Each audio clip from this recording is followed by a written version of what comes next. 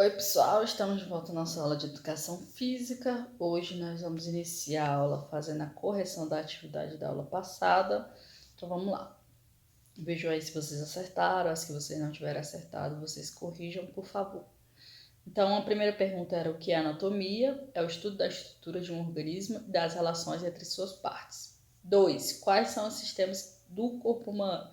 Sistema esquelético, articular, muscular, circulatório ou vascular, respiratório, digestório, urinário, genital ou reprodutor, nervoso, endócrino e tegumentar.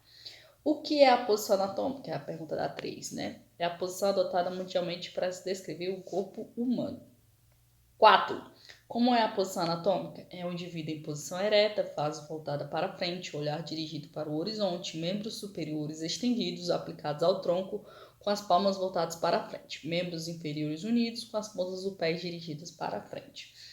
E qual a sua variação anatômica? Era a quinta pergunta. A resposta é pessoal. Por quê? Porque você vai dizer aqui as suas características. Então, sua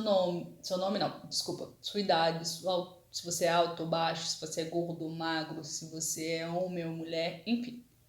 Então, eu sou alta, tenho 29 anos, eu sou nem gorda nem magra, eu sou do sexo feminino, né? Tenho cabelos pretos, enfim, são as minhas características, vocês vão responder as características de vocês. E hoje a gente vai falar sobre sistema esquelético.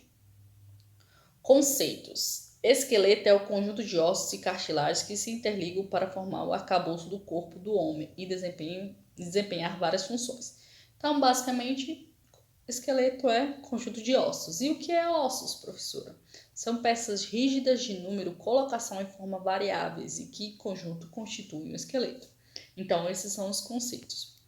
Quais são as funções?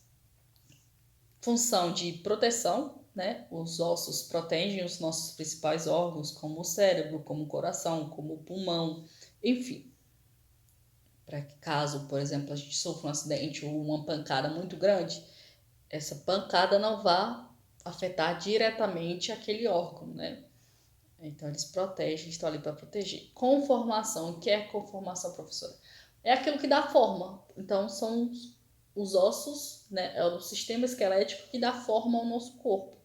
Se a gente, né? A questão das costelas, para ver as costelas, né? Dá forma, porque a pele ela é maleável. Então os ossos é que dá forma ao nosso corpo.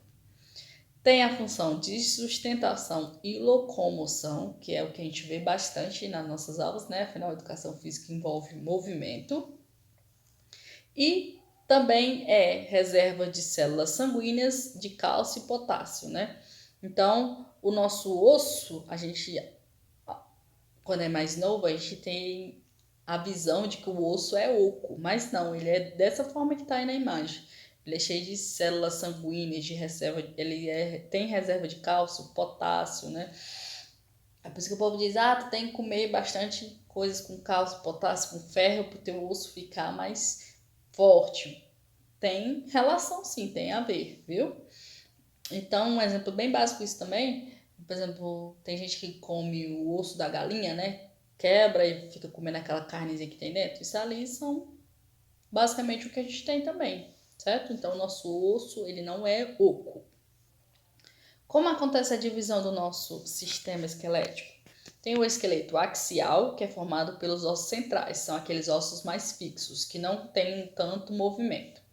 E tem o esqueleto apendicular, que é formado pelos ossos das extremidades do corpo. São aqueles ossos que se movimentam mais, são os ossos laterais dos nossos membros, né? A gente não consegue mexer tanto a parte central do nosso corpo, agora os braços e as pernas a gente consegue mexer bem. Então aí na imagem tá bem direitinho, ó. O axial é o amarelo e o apendicular é o que está em branco. O número de ossos. O número de ossos do corpo humano é de 206, segundo Grant, no indivíduo adulto com desenvolvimento completo. Mas esse número pode variar. Como assim, professor? Por exemplo, fatores etários. Quando a gente nasce, que a gente é bebê, a gente possui mais ossos do que os adultos. Por exemplo, a nossa cabeça, né? Se você pegar na sua cabeça aí, cabeça é dura, né? Porque tem um crânio. Mas se você pegar na cabeça de um bebê, ela é bem mole. Ela é bem molinha. Por quê? Porque os ossos ainda não se uniram, ainda não formou o crânio por completo.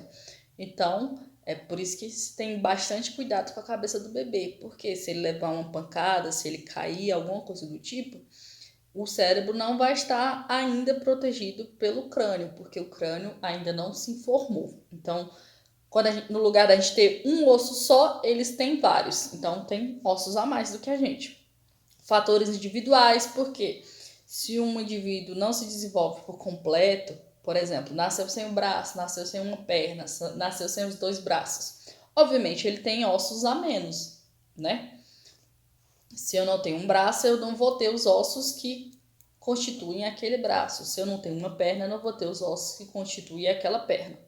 E também critérios de contagem. Por quê? 206 segundo Grant, mas existem outros especialistas que contam de maneira diferente, então esse número vai variar. Mas vamos levar em consideração o Grant. Então nós temos 206 ossos, lembrando que são em um indivíduo adulto de desenvolvimento completo.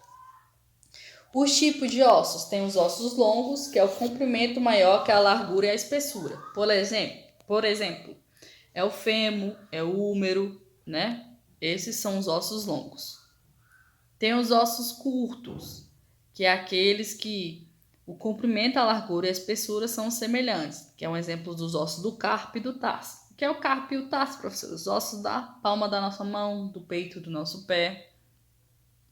Os ossos laminares são aqueles que comprimento e largura são semelhantes e ambos são maiores do que a espessura.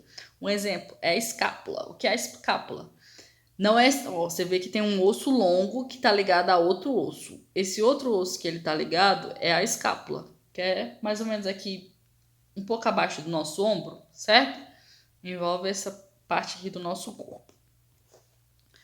Os irregulares, aqueles que não têm formato definido. Por exemplo, esse osso que aparece aí é o osso de uma vértebra, das vértebras. Nossas vértebras não têm um formato definido, né? A gente não sabe dizer se ele é grande, se ele é pequeno, se ele é redondo, ele é quadrado, porque ele envolve vários formatos em um só.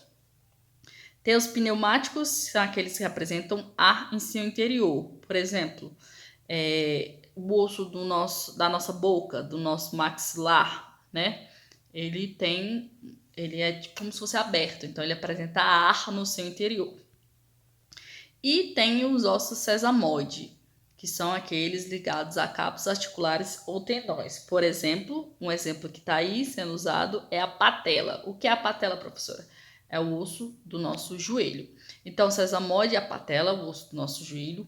Pneumáticos, o osso da nossa boca, que é o maxilar, né? Os irregulares, as vértebras, né? Os laminares, a nossa escápula, como eu falei, que está abaixo do nosso ombro.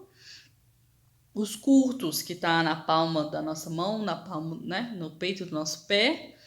E os longos são aqueles que estão nos nossos braços, nas nossas pernas. Então, nossa aula foi sobre isso. Copiem as informações dos slides. Vejam tudo direitinho, certo? Se vocês tiverem alguma dúvida, me procurem. Eu estou aqui à disposição de vocês.